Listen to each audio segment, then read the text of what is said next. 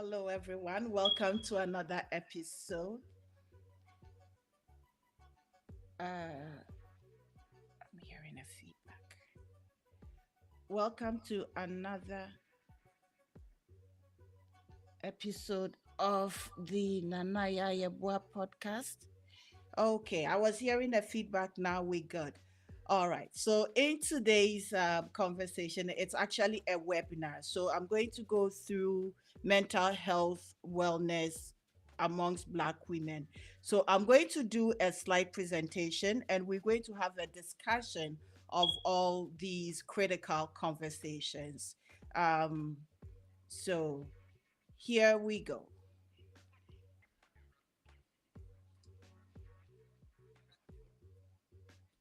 I'm going to share my screen with you all, and we are going to go through this conversation together. So, I hope you could see my screen.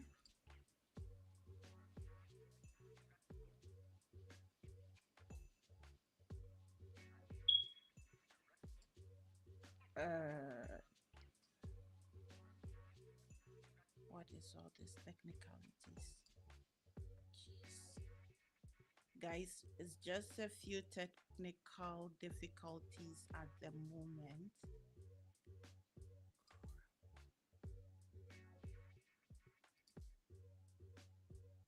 All right.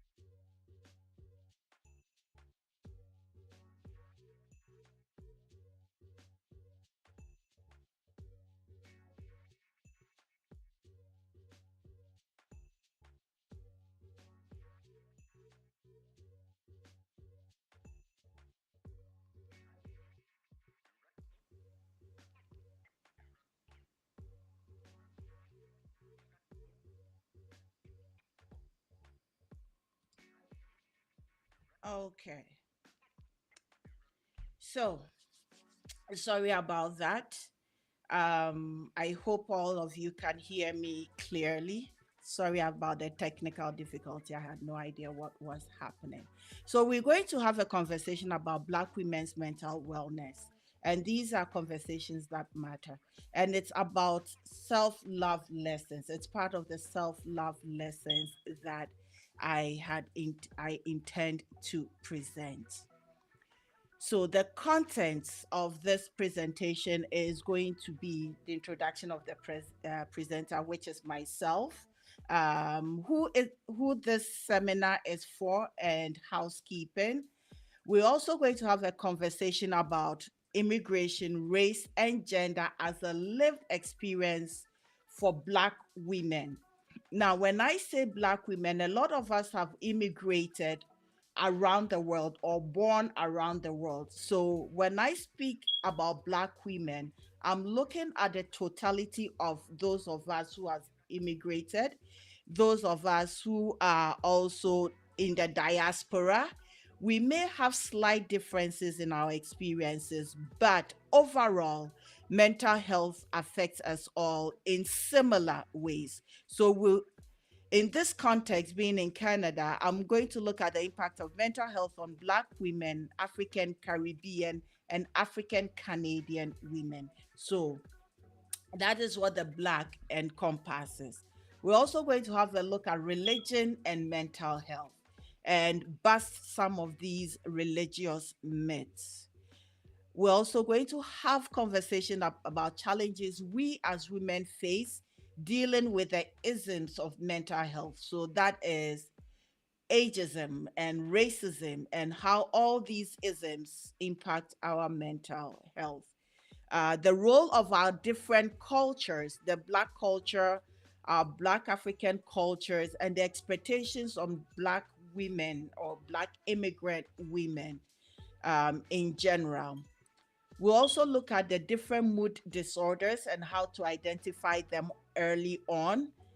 We look at the burden of mental illness and when and how to seek support from Black therapists. And at the end, I provide some resources or links to Black therapists you can find here in Ontario or in Canada as well. So, as a presenter, my name is Bernadette Mary Poku, and yes, my background is health studies, and I hold a BSc in nursing. I'm a registered nurse with 2 decades of experience, and also a master's degree in education. I have various passions, but most recently, my passion has been about mental health in all its forms. And this stems from my being with the region of Waterloo for a period of time. And whilst the COVID was going, the amount of issues that presented itself there that I observed. And as I was observing this, my question is, who's taking care of the Black women and Black children, our mental health, and not to neglect the Black men as well. So when I'm doing this webinar, it's because of this group within society that are often left out. So that is why my focus is on Black women's mental health. And at a certain point, perinatal mental health, which deals with the mental health of women post delivery or even pre delivery. So that is a different conversation. So, yes, I host the Nana Yayeboa podcast. I'm a nurse, author, and public speaker. And my contact is also on wherever you're watching, you can always go back and link up at a certain point in time. If you need support, if you need resources, there is a connection there that I could support and give you the resources that you need. If you are a person or you know a person who is going through some of these challenges. Okay, housekeeping. The intention of this webinar in this space is not supposed to make it is not intended for anybody to feel judged or anything. It is a safe place to have conversations about mental health. So if you because it's a live event and it's also streaming live on various platforms, when you put in any conversation, if it's negative in a sense, it's going to be taken down. It is a safe space to have critical conversations that bothers us, that is going to help us reach our next level, be healthier for ourselves and our families. So we are here because we need each other, to support each other, and want to grow with each other. Please do not share any private information. If you do, that means you want it to get out. And here, because this is also a live recording. However, if you need to speak to me privately, my details are here. They're saying a flower is able to flourish better if other flowers are growing well. So if one of us is not doing well, that means most of us are not doing well. We are interconnected. We are a community and therefore each other's keeper. So what I know is what I'm going to share with you and grow together. The intention of this webinar is approximately 45 minutes to 60 minutes. If the storytelling starts, enjoy. All right. So, who is this webinar for? This conversation is for individuals, families, communities, therapists who seek to know, understand, and educate themselves on mental health struggles of Black women. Because we ain't got it all, but sometimes you think we got it all. Any individual who want to achieve mental wellness. So if you're a person like myself, if you're a nurse, if you're in the community, if you whoever you are, wherever you are, and you're a Black woman and you want to learn a little something to achieve wellness, this is for you. Any individual in search of methods to sustain their mental wellness, this is for you. Any individual who want to understand what is going on with them, how the macro impacts the micro, this is for you. Or any individual who is searching for ways to manage their emotions, this is also for you. All right. Introduction to mental health. The World Health Organization defines mental health as a state of mental well being that enables people to cope with the stresses of life, realizing their abilities, and to learn well. In this sense, we know that the mind, body, and soul are coherent, are supposed to be in a coherent harmony with life, therefore, making mental health a basic human right. Because if your mind ain't right, nothing is right.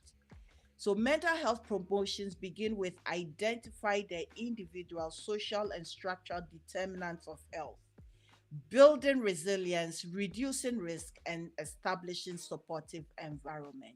So this is where positive psychology also comes into play.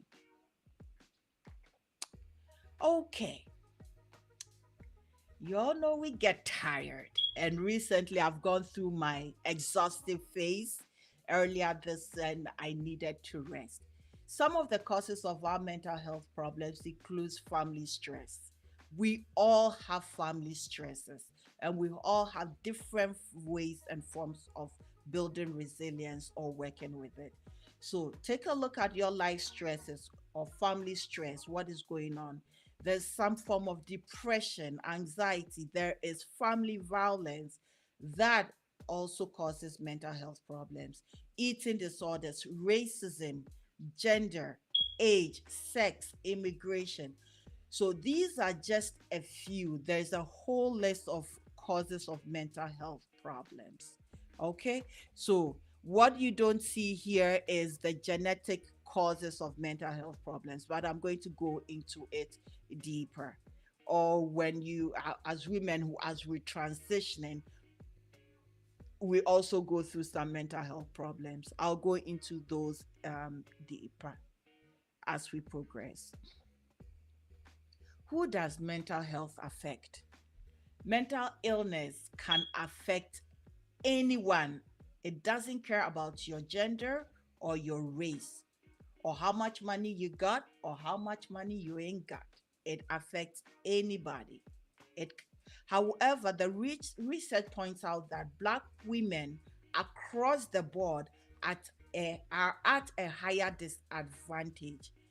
Therefore, this webinar is therefore going to look at Black women who have also recently immigrated into this country and maybe other countries, Black women and youth who are going through challenges in work and school, and Black families that have financial challenges. And this is a special case. So, if you're a Black person, please don't get into that misconception that Black people do not get depressed.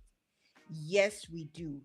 Here in Canada, Black people make up the third largest ethnic population in the country, yet we remain the most highly stigmatized of all racial groups. So imagine all these things also on our psyche, on how we cope, on how we live. So there's a lot coming from different angles. What does the burden of mental illness looks like? Your mental health can impact every aspect of your life. This includes how you feel, how you act, and how you live. My experience in nursing has taught me a lot. Sometimes you think that because you're not in a mental health institution, you don't see, but when somebody comes to labor and delivery with mental health issues or potentials, you see how it impacts them right there and then. And therefore, the question is, how do I support this individual? So the burden of mental health will affect your performance at work, your roles and responsibilities as a parent, as a wife, as a daughter, etc. And if you're a man, as a husband. Mental illness affects the whole family. In a strong report they stated that when African women were supported and treated for mental illness, the effects can be measured for generations, four generations down the line. So you realize that the burden is not one generation, two generations, but four generations, which make mental illness in Black women, this conversation, very critical. So, what are some of the common mental health issues that we deal with? We deal with stress, anxiety, depression. So, we're going to touch bases on these three and then delve deeper into them. So, since we know the causes of mental issues, a greater understanding of them or the symptoms will help identify and then help us with where to seek help. So, looking at how culture and religion helps us cope or become detractors in our search for help will also help us in identifying all these things. Stress. We all have stress. Life, in fact, is stressful. The body's response to demanding or challenging situations, that is stress. So, this is often seen as the fight or flight response for survival. Without that, I don't think our ancestors will have survived for us to be here. So, there is a reason why we go through stress. However, prolonged stress is a problem. So, how do we identify stress? This may be observed in an individual via an increase in heart rate, breathing, and an increase in blood pressure. And also, for many Black women, complaints of headaches can be a sign of stress. So look out for that. If you complain of too much headache, there may be stresses underneath, and you need to dig into it. With the emotional manifestations of stress, many of us may feel sad, may feel grumpy, we may feel restless, we may feel emotionally exhausted, we may have trouble remembering or difficulty focusing, we may have feeling nervous or being on edge or feeling like you cannot do things or cope. We've gone through some of these, or one or two or a combination of them. So as a Black woman, I want you to be aware that if you're feeling sad, if you're feeling grumpy, restless, exhausted, mine is often exhaustion. Like when I say I'm exhausted physically and emotionally, that is it. I know what I'm saying. I've been there, and I was there this week, and I needed to take me time, and I was stuck in bed. So be mindful of that.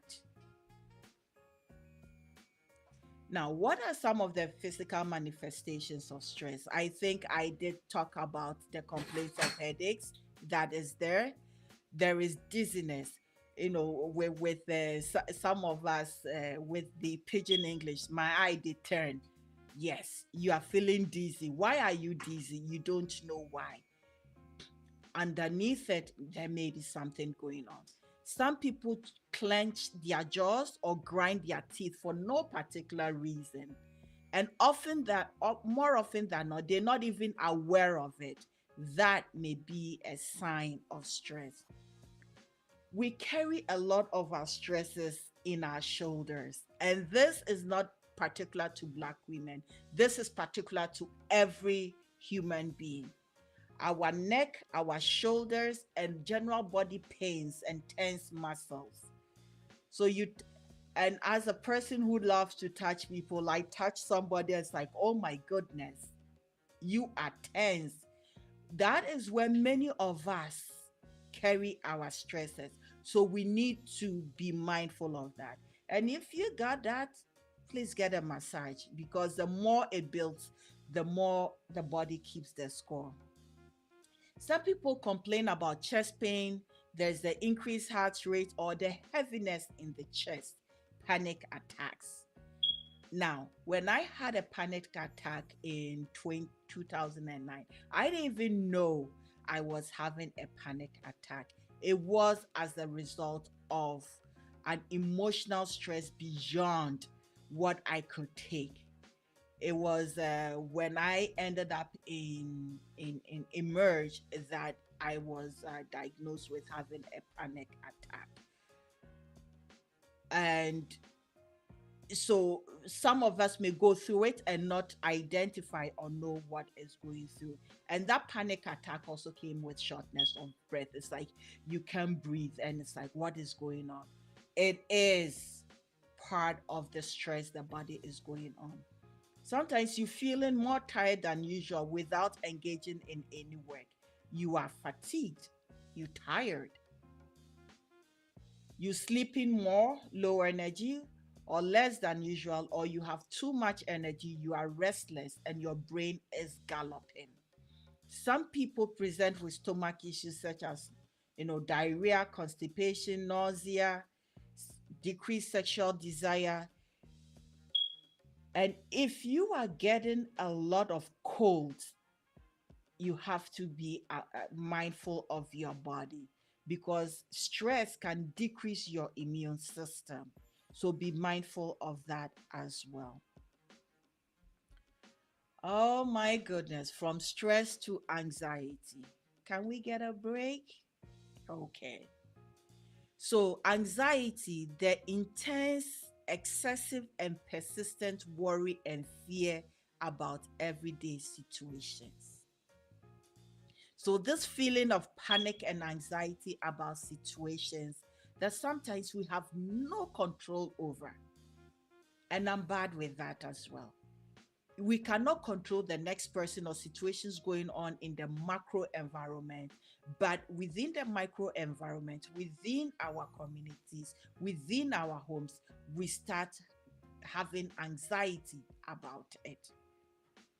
So, some of these symptoms of anxiety are feeling tense, nervous, nausea as well, or feeling sick to the stomach, afraid, fear of an unknown cause, nervous shaking, heart racing.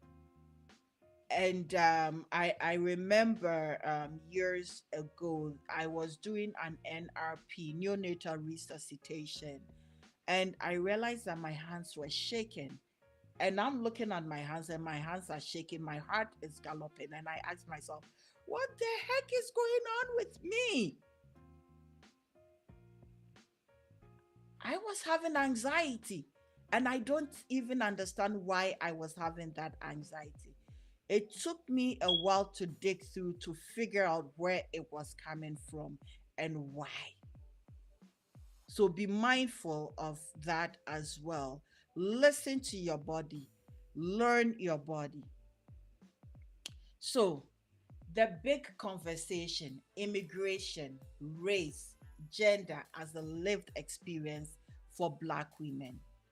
Number one, if you're a Black woman and you've immigrated into any part of the country, whether it's here in Canada, in the United States, in UK, in Australia, China, wherever that it is, immigration have serious impact on our mental health because sometimes we leave our home countries with a different mindset, but when we get to the countries of origin, what we encounter are different. If you're like me, when you were coming from, say, Ghana, you didn't know you were Black until you came here. Then you had to be faced with racism. Then you have to be faced with patriarchy if you're coming from a matriline like mine. So you get faced on all these, and these over the years have an impact on your mental health. So we have to start to uncover our mental status, and we have to start with the question why. Why did we travel from our home country to this country? What are some of the challenges we face in this new country? We have to ask, what is culture shock? What is racism? What is sexism? What is microaggression? All these have an impact on us as a Black women and our mental health and our lived experience. So the more questions we ask, the better we get at finding solutions and coping with all these. Okay.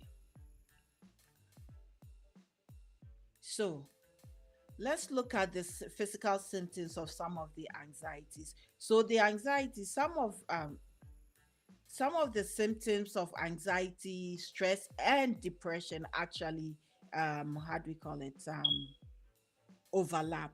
So the headaches, which is the somatic expression, the headache, stomach pain, back pain, joint pain, fatigue, changes in appetite, not feeling like yourself. These are some of the physical symptoms that you also need to, you know, put down and become aware of for yourself. So herein lies depression in Black women. Now, the Oxford Dictionary defines depression as feelings of despondency and dejection. According to the American Psychiatric Association, depression is also a major depressive disorder. Is a common and serious mental disorder that negatively affects how you feel, think, act, and perceive the world.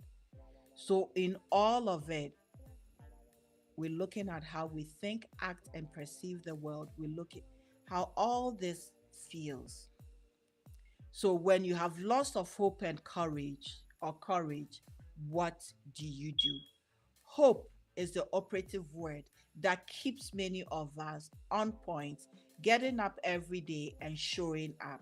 So when you're dealing with hopelessness, what do you do? Risk factors for depression.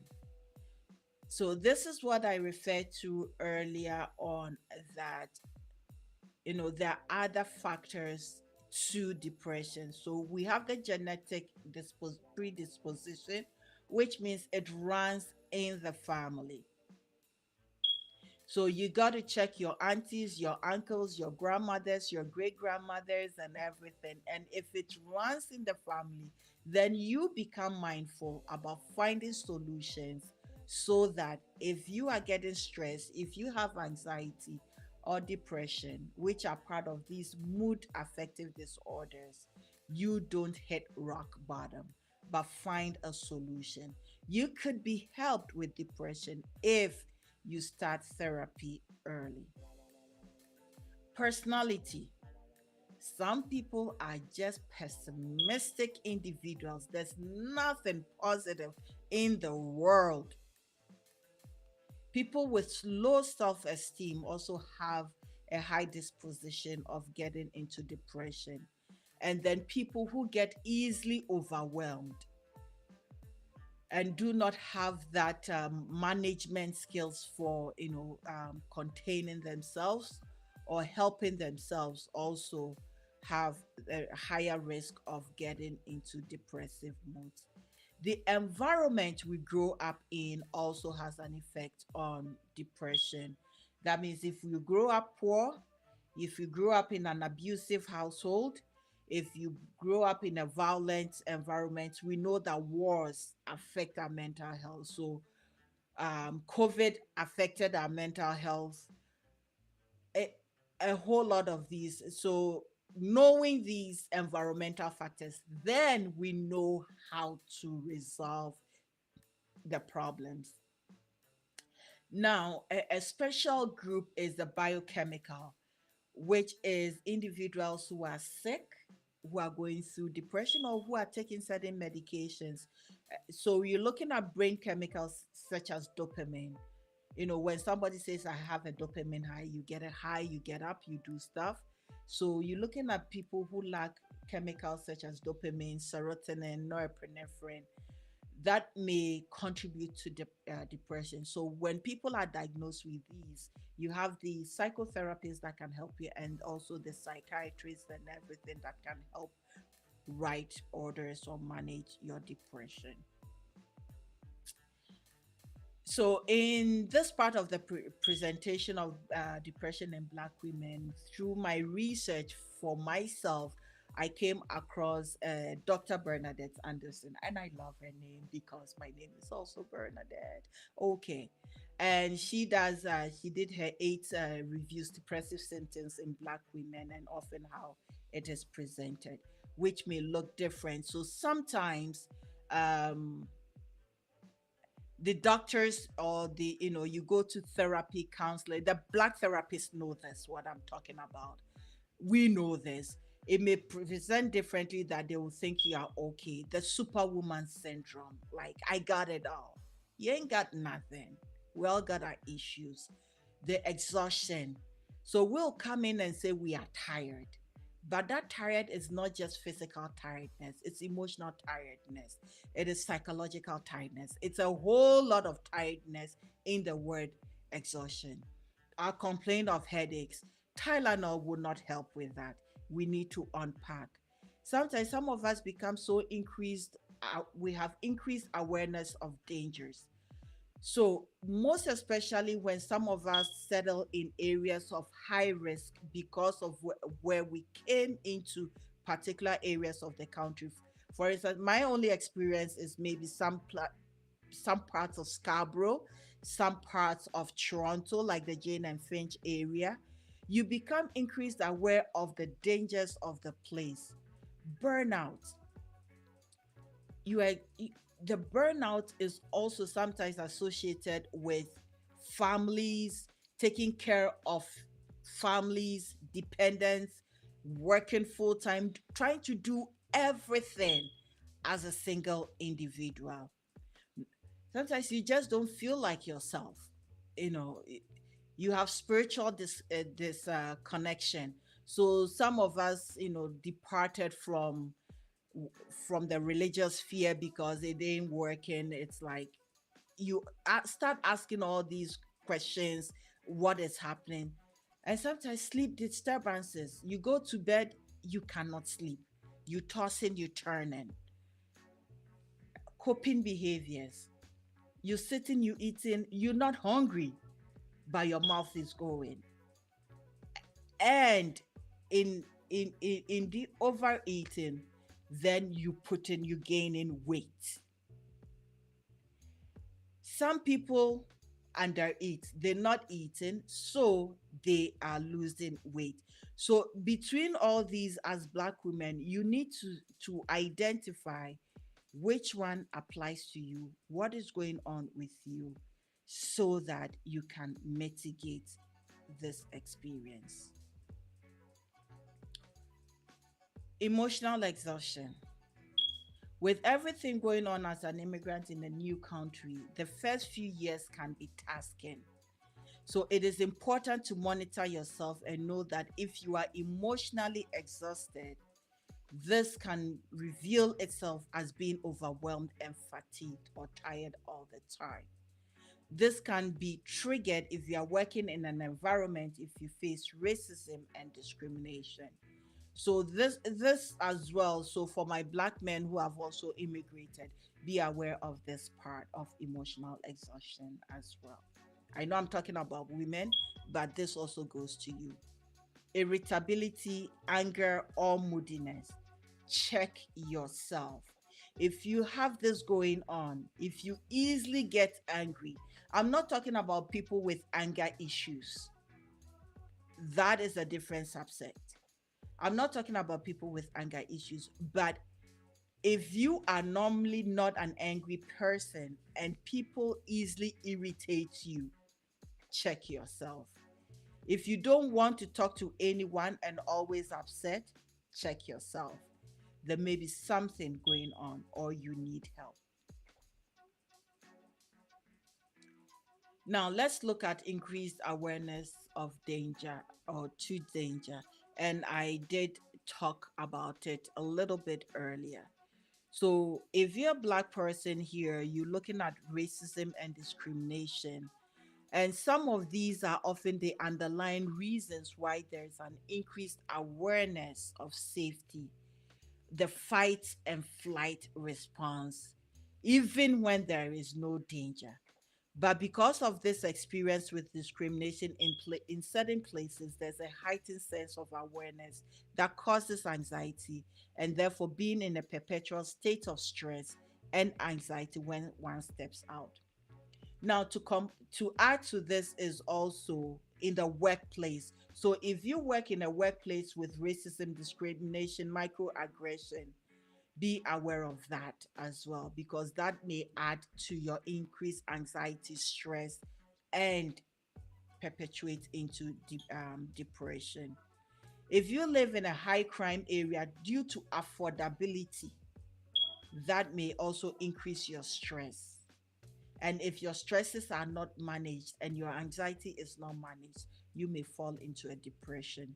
If you start saying you don't want to get out, you want to stay home, everything.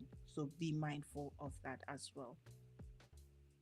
So for many black people who encounter the police when they are in crisis, this can lead to increased sense of danger due to mistreatment. For me as a black woman living here in Canada and maybe in a small town, but even when I was in Toronto and you know seeing hearing about police brutality, the death of black women in Sandra Bland in the US and everything, it's like it can happen to me. So it may not be right close to me, but there's always that sense, that increased awareness of danger. Is the police my friend? Because many people who are not blacks weaponize the police, want to call the police on us as black people for no reason, because they know that they can get away with that. So that if increased awareness of danger also help increases our anxiety, our stresses, and if not managed well, can topple you into depression. Now, now, superwoman complex. When I grew up, I saw my grandmother almost doing everything. She was divorced, she took care of her children, and she was an quote unquote an independent woman who did it all for herself. By default, at a certain point, I also grew up with doing things on my own. And, even though I was tired, I still went on. The question was that if I don't do it, who will do it for me? So when we ask these questions and we don't have a choice, who will listen to me, who will do it for me and do it? People think we got it. We do it because we don't have a choice. But at a certain point, it gets to us. And that is part of this my personal journey into mental wellness and actually creating this webinar to share what I have learned. Because this superwoman complex, this strong woman complex, it doesn't help us any bit. This need for heightened expectation often comes at the expense of our own well being. Sometimes immigrant women, nurses working 2 or 3 jobs, not resting, result in mental breakdowns and sometimes death. So we know that you push, you end up killing yourself. So sometimes we need to take a step back and take care of ourselves. Not seeking help and admitting to being tired, this often leads to emotional burnout. Buying into the culture of strong black woman also prevents us from seeking help. But so in us seeking help, I've talked about some of our coping behaviors. We start overeating or undereating, overspending. We have the shopping therapy, it's an addiction. Some who are unable to start substance abuse, either alcohol or other hard drugs or substances. So these are negative coping behaviors. So be mindful of this superwoman complex and its coping behaviors. Some of the things we see is also sleep disruption when women are undergoing depression. So, sleeping too much. Sometimes I ask myself, am I being lazy? Fortunately for me, I have somebody who checks me, who says, you've done this, you've done that, you've done this. So those checks also allows me to say it's okay to be to sleep, to take care of yourself. However, if you don't have that, but then you're sleeping too much, you got to check it. What is going on? If you have the lack of will or willingness to participate in life activities, that is a problem. If you are not able to sleep or have insomnia, that is also a problem. So I put in asterisks below to monitor your sleep pattern, whether you have been trouble sleeping, sleeping too much, monitoring. Spiritual disconnection. We love Jesus, we love God, but for a person who is spiritually inclined, become desponent with spirituality or with the church or with God, there is a problem because we are steeped in faith, spirituality, and church, or mosque or wherever. So that is a problem. So our spirituality is a coping mechanism. The strong belief in God, going to church, helps with the mind, body, and soul.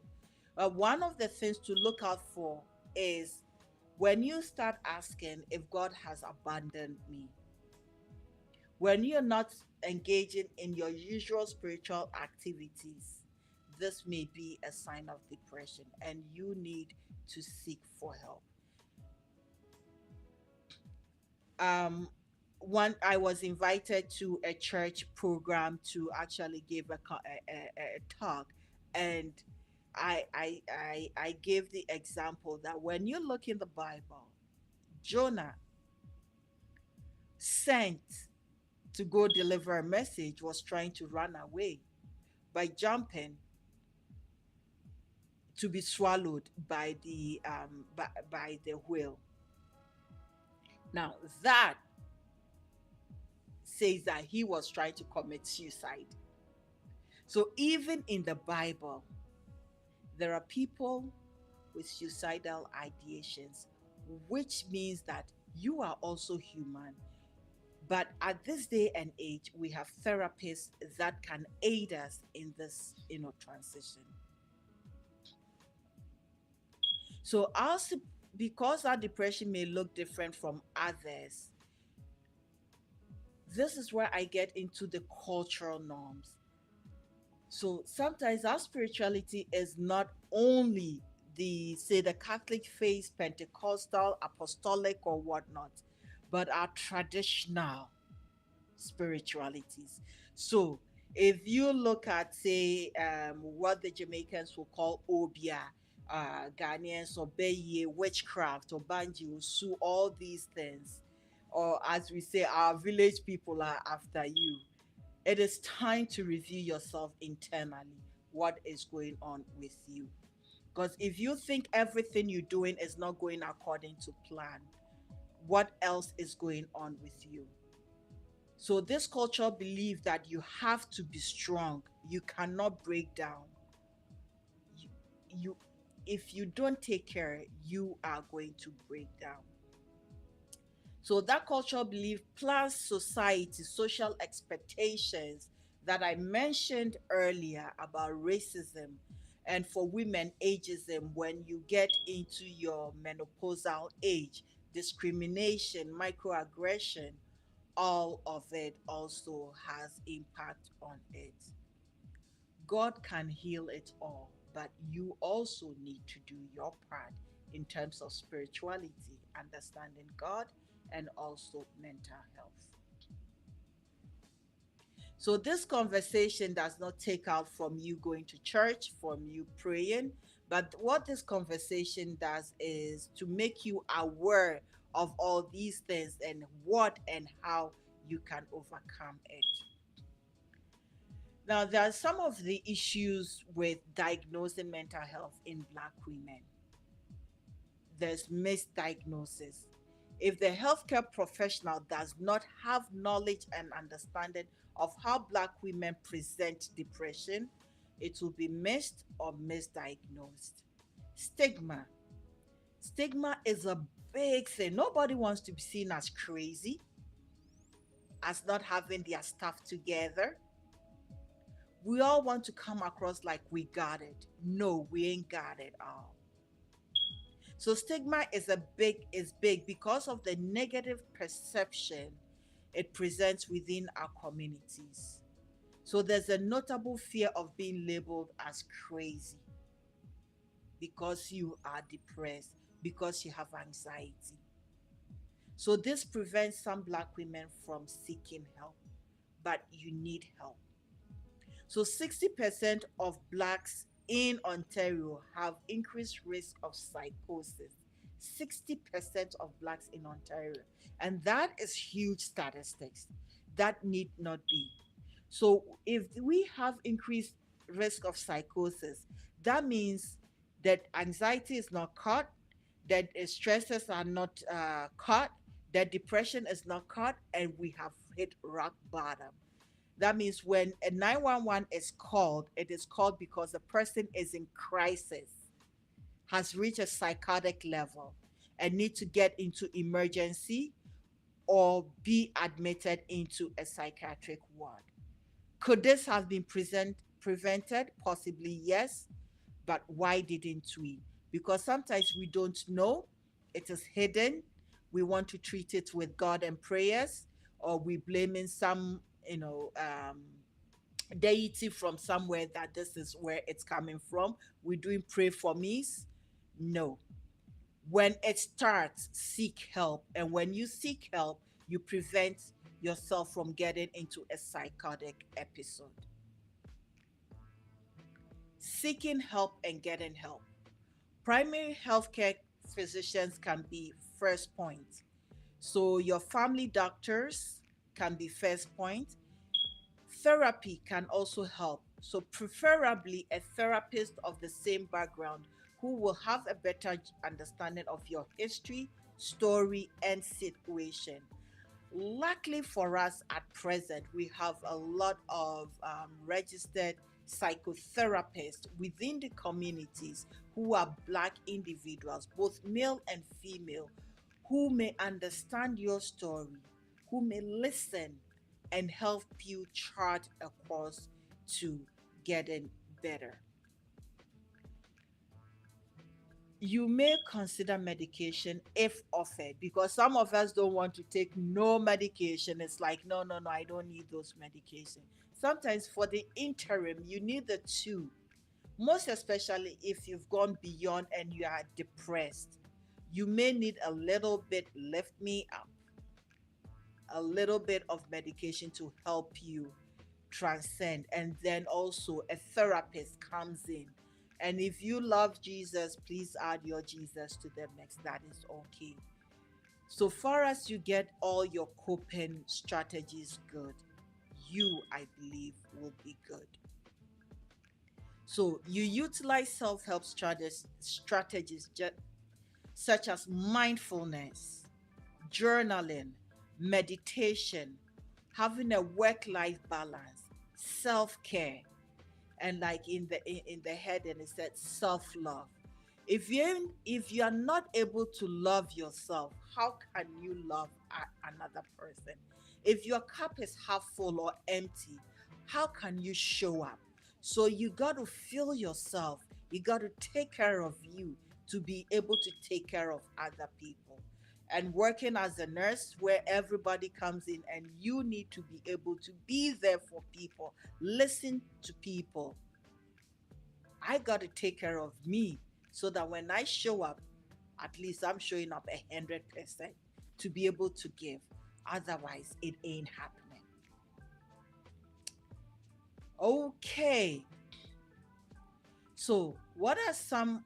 I did mention these three isms earlier on, the encounters of challenges with mental health, which is racism, discrimination based on one's race, whether you're black or white, gender, sexism, whether you are male or female, ageism, discrimination based on age, old or young.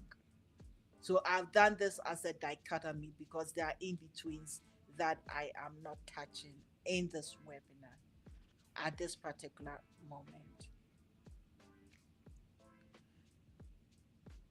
I did touch on culture, spirituality in mental health, and this is a further expansion of stigma.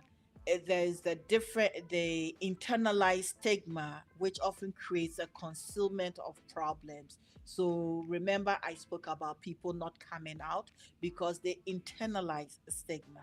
Listen, when I was growing up, the people that we saw when it came to mental health, if you're in Ghana, you know Ankafo in the central region, you know, how do you call it, Pantai Mental Health Hospital, or the one in Accra, I've forgotten the name, Asylum. So your perception are people in the asylums. You don't think that anybody and everybody can have mental health issues, but the reality is we're going through stress, we're going through anxiety, and we're going through depression. But many people don't say it because of this internalized stigma in our cultures, in the religions, and the expectations of what a black person or woman should be.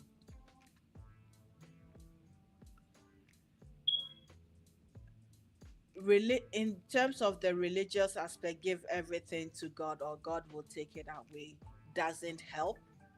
There's a reason why God made us smart, and God made help us research to find solutions to our problems. Or the other thing is, I cannot afford to be sick. My family depends on me. Yes, it is true. However, if you don't take care of yourself when it is starting, then remember, 4 generations are dependent on you. You cut the root. So we've done this busting of myths from beginning to here, is that uh, there is the belief that black women cannot have mental illness and that they need to tough it out. However, if you're a recent immigrant, you have a higher chance of getting depression than long-term long-term immigrants. So if you're just coming into the country for 1 year, 2 years, 3 years, most especially in this time and period, the systems have changed, the country has changed. So be mindful of your mental health and seek support if needed. As much as you have a higher chance of getting depression, this is also the period that you also have a lot of support in terms of black psychotherapists in the system. I remember having a conversation with Chioma. The video is out there, who is a psychotherapist, and some of the services start from 50 to 100. So sometimes we need to step back and invest in ourselves, in our mental health, to be able to stand a chance of being. So we need to be able to divulge ourselves off and reorient ourselves to people, their cultural belief of being crazy or being seen as weak. No,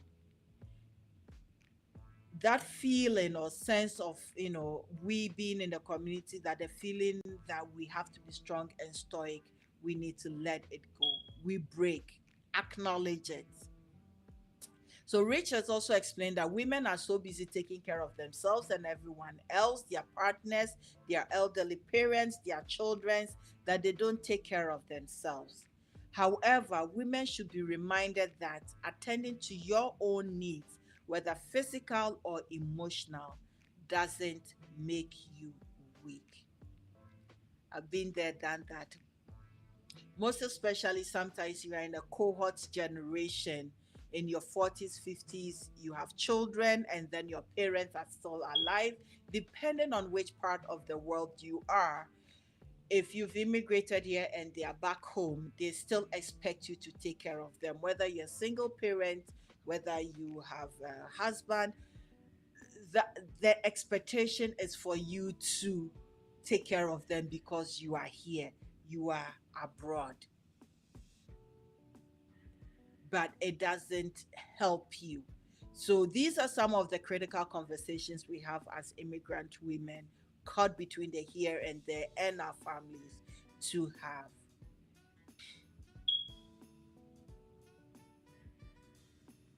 So, in continuation, it makes you better able to care for your loved ones in the long run if you take care of your mental health. There is no replacement for the help you can get from a mental health professional, but you can also safeguard your emotional health through self-care practices. Because female immigrants showed higher levels of depression than male immigrants, that is why this conversation is particularly for you guys. Their high levels of depression may also be linked to the greater levels of stress women typically encounter in adjusting to changes, leaving children at home, increased family expectations and responsibilities. All these I noted earlier. We've talked about, immigrants coming into ghettos, places of high crime or lacking resources because of high poverty, which the lack of safety. The one thing I've not talked about is financial difficulties. Because you're coming in and you're also having financial difficulties, this increases your stress. And if it increases your stress and you don't take care, you may bottom out.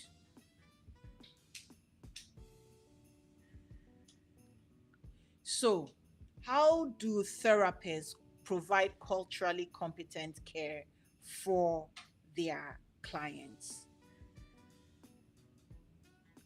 Aside from that, as well, then how do you and I provide safe spaces to have conversations amongst ourselves? So, we create formal and informal networks for support. Thanks to WhatsApp, we have women groups and whatnot. You can create your own sister circles. If you have a church, the women organization, you can have conversations about mental health, which recently I did at a church. There are mother organizations that the mothers come together to have conversation about mothers' challenges and give support to each other. You can have your vision board workshops, your social media groups, and group text to check on each other, be there for each other. The one thing is that we often delay help in seeking help for our mental health challenges, and this needs to stop. We need to change the narrative with this conversation, with this awareness. If you as a black woman are seeking help and you don't get somebody who is also black, who has a similar background, who understands your journey, what you're going through and the challenges, then when you are looking for, be mindful. Get somebody who has the understanding what it means to be black, have done their research, the strength and weaknesses, who will listen, and that relates to having a cultural knowledge. Ask questions. They will ask you questions to dig deeper. Sometimes you go to therapy, it is not fun because you will be removing you'll be re-wounding yourself to re-heal. The scars that have healed, you think have healed, have to be unscarred and go deeper. So be aware of bias. If you are a therapist providing care and you don't have the same background, be aware of your own biases and be honest. I have had therapy in the past, and frankly, none of them helped me. They ended up telling me I know what I'm doing and that I should probably become a therapist myself. But this is where the strong black woman syndrome came in, that they didn't understand, they didn't know. And I knew if I had gone to a black therapist, would have easily buzzed that myth and broken it down for me.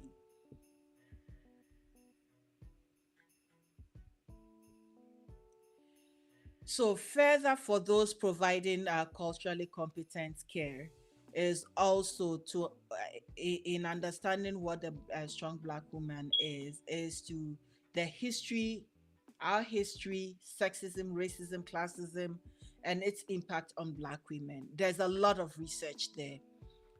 However, even this strong black woman, its strength, it helps us in certain places, and its liabilities.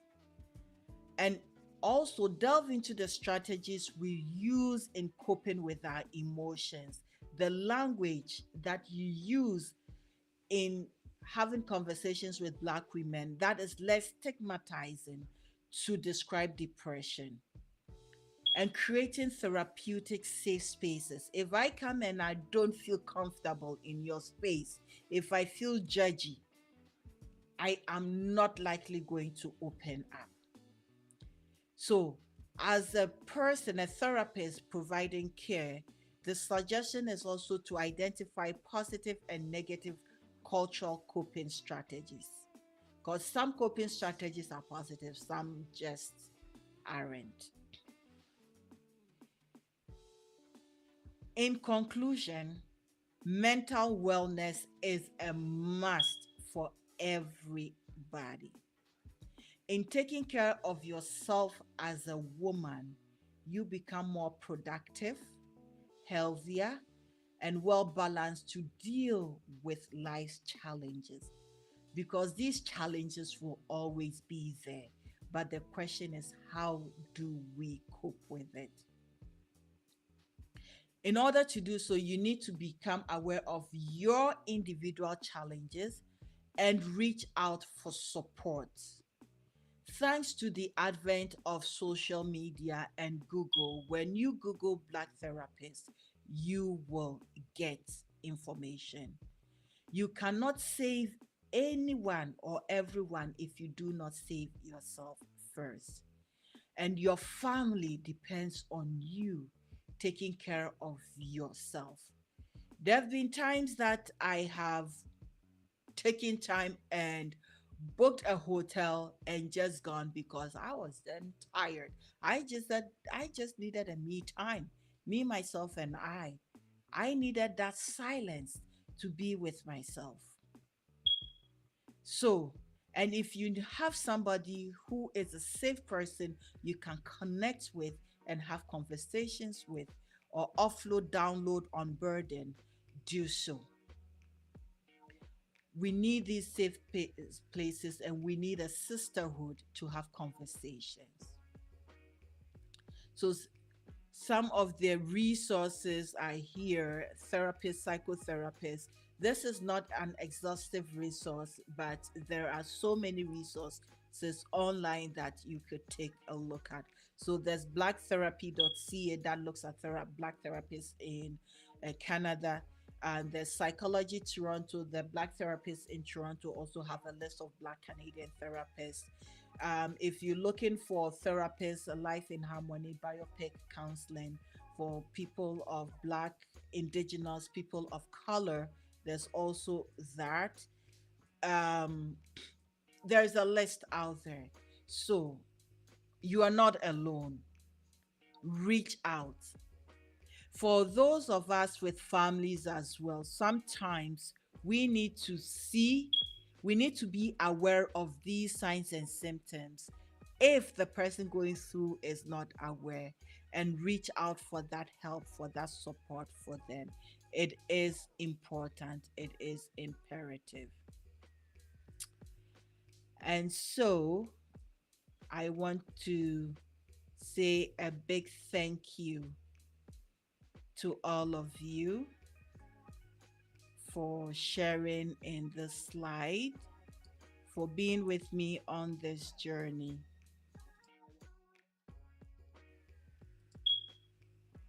So, thank you very much for tuning in. Thank you for being with me on this journey. And I hope you all take care of your mental, wellness. And remember, it is about self love, it is about you first before you are able to take care of any and everybody else. Thank you so much. Have a blessed